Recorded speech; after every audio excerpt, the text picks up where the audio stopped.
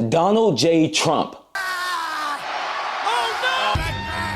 Yes, that same Trump was just sworn in as the 47th president of the United States. Now, many of you are confused, wondering how could this happen? Now, today, I'm here to tell you how. Trump won the election thanks to this thing called new media. Now, you're probably asking, what is new media? New media is podcasts, it's YouTube, it's social media, or it's independent journalism or outlets. So while both Trump and Kamala Harris embraced old media such as CNN, Fox, or even legacy newspapers like I work for, Trump decided to also embrace the new media. He went on his podcasts like Joe Rogan and Theo Von's podcast and even stuff with the Nelk Boys. He embraced the young, vibrant part of social media and independent journalism.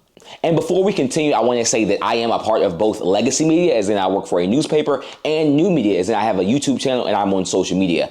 So I'm doing both these things, so I'm going to try to stay impartial because I think both of them are very important. Also, this video is not political or meant to offend anybody. It is just a objective viewpoint on what happened during the election and now post the election. But the point of this video is to show the power of journalism and the media. Our first dive into new media will be the Joe Rogan podcast, which is the biggest podcast of all time and currently ranked the #1 podcast on Spotify. There's a lot of interest in the people coming from space, you know. Yes. And The Joe Rogan Experience is a podcast where a ton of different types of people go in there to speak their opinions, from doctors to independent journalists to, in this election, even the president and the vice president. So there was a big outrage on social media when Joe Rogan wanted Kamala Harris to come on the Joe Rogan Experience. He invited her there, but essentially she wanted to do it her way. She couldn't do it that week. It wasn't, the timing didn't work. It just seemed like she didn't want to do the podcast to people on the outside.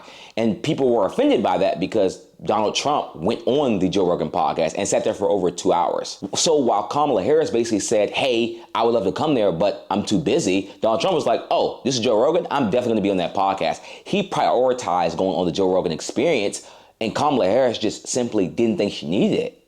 And I think as we saw how the election played out, when eventually after Trump went on there, Joe Rogan ended up endorsing Donald Trump. I'm not sure, he might have already was going to endorse him before he went into the podcast, but prior to that, he was very open about not endorsing any candidate. I wouldn't be shocked that after spending 3 hours with somebody, your opinion, you feel stronger about your already.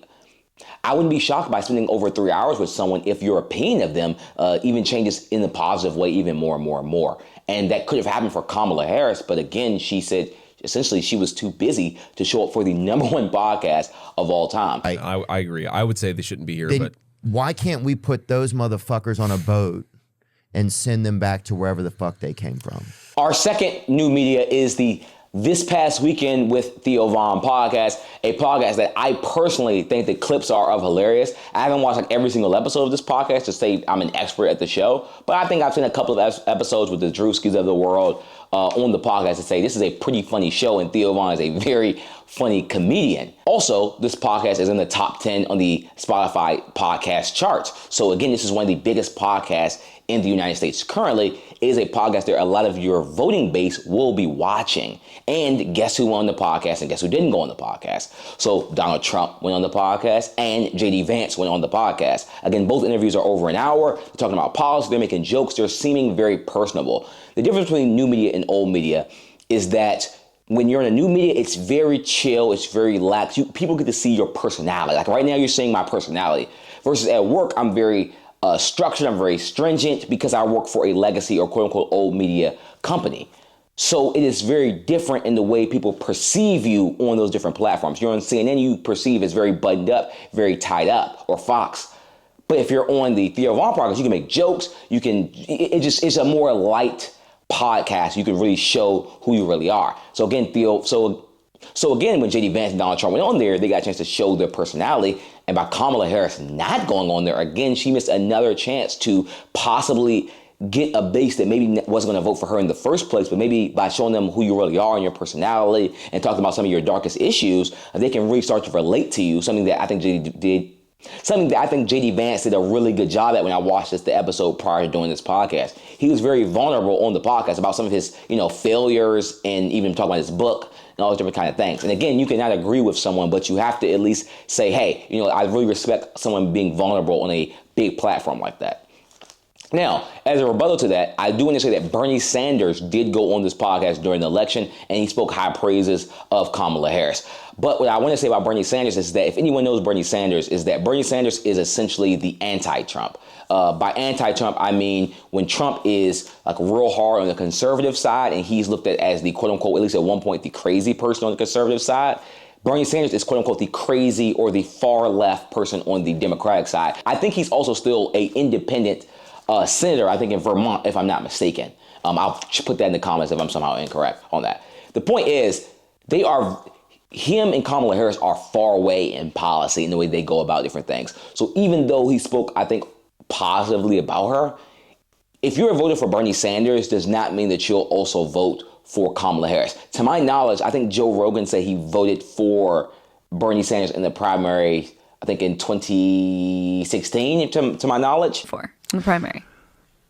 I think I'll probably vote for Bernie. But he voted for Bernie Sanders at that time. So you can vote for Bernie Sanders and then also vote for Donald Trump because you like those extremes of the different spectrums. So again, it's good that Bernie Sanders went on there because he was a representative of the Democratic Party or the left, but you still needed Kamala Harris to go on there and speak her piece and get people to like her for her.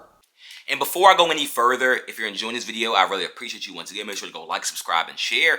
But the big takeaway, again, and something that I want you to keep thinking about as you keep watching this video, is the idea of social programming. So social programming is a concept where you use different social medias, different media outlets, different platforms to get your message across, to program someone to believe in your message, just to believe in what you're saying. And that can be used in a positive way. Sure, it can be used in a lot of positive ways. Malcolm X, MLK, but it can also be used in a negative way. We can guess some of the people that have used that historically. So I just want you to think about that concept of social programming. Again, it can be used in either a positive or a negative way, but that is going to be the key takeaway for the rest of this video, is all of these are a way to socially program your message. There are two platforms that Kamala Harris went on that I did think was helpful to her case. One was the Breakfast Club and the other was Call Her Daddy. In Pennsylvania, former President Trump recently told women, "You will be protected and I will be your protector."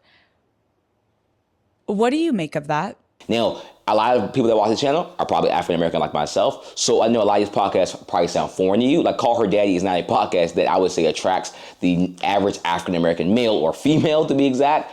But overall, it's one of the top 20 podcasts on Spotify, one of the biggest podcasts in the world. Is a very good podcast to go on that has a huge base, especially with women.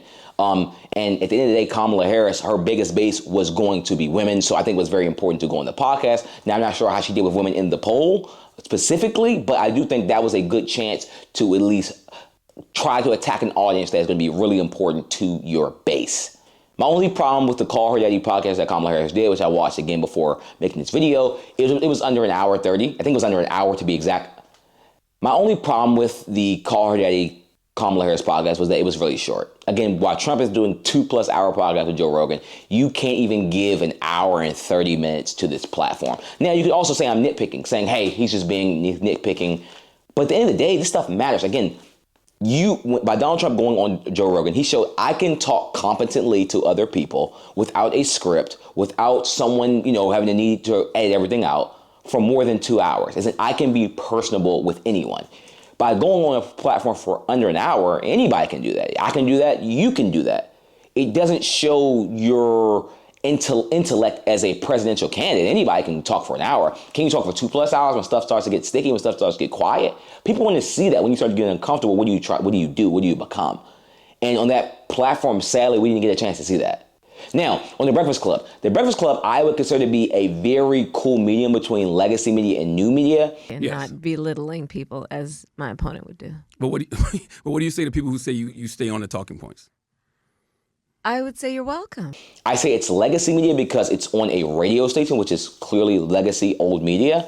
But by having Charlamagne the God on that podcast, who is someone that has dabbled in new media with his podcast.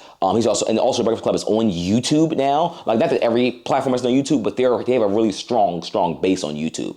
That they kind of straddle that line between new and old media. So I do think that was a very important podcast to go on. And I think, to my knowledge, she went on there twice while Donald Trump or J.D. Vance not going to Call Her Daddy or the Breakfast Club. So I think Breakfast Club has a huge African-American base, which again is a base that Kamala Harris needed to win, and she did. She got over 90% of the women vote, and she got over 75% of the men vote, to my knowledge. Black men vote, to be exact. So I think that platform was really important to her. I think she did a good job, and I think that one actually was over an hour. So I think that was a good platform for her to go on, and she seemed very comfortable. Now, on the other side, on the Republican side, because again, Donald Trump did not go on the platform, neither did J.D. Vance, but who did go on that platform to speak on their praises, Vivek Ramaswamy and Laura Trump, who's Trump's daughter. So you have, even though that the presidential candidate and the vice president didn't go on the Breakfast Club, you have a daughter and you have someone that is really close with the Trump campaign in Vivek, which again, I do think Donald Trump and J.D. Vance should have gone on that platform. But knowing that they weren't going to probably win the black vote anyway, they said, okay, let's send someone that can, quote unquote, do the task for us, just to put our name out there, which was, again, Vivek and Laura Trump.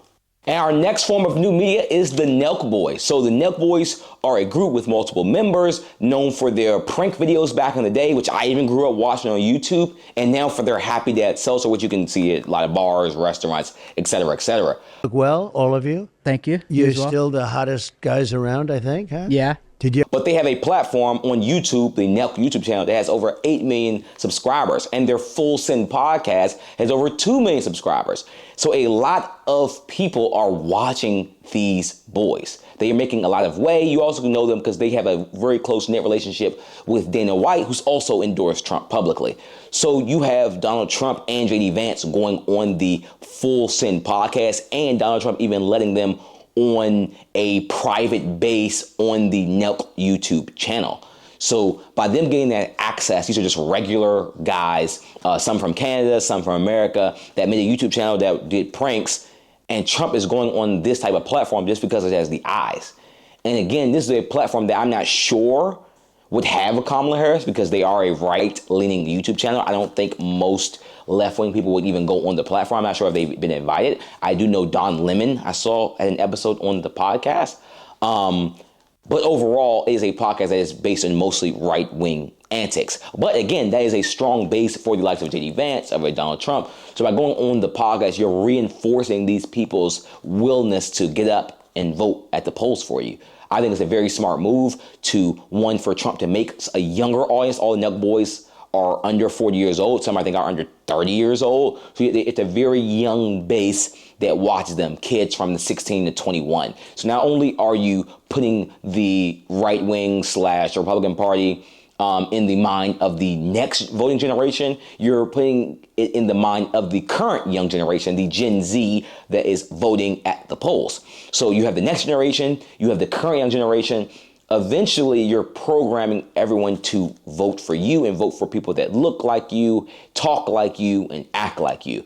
So again, you don't have to agree with the tactics. You don't have to think that they're something that you would do. But you have to acknowledge that Donald Trump, J.D. Vance, and the Republican Party have used new media, and even people like, I don't even think the Nelk Boys consider themselves to be a part of the media. They have used this new media to get their message across.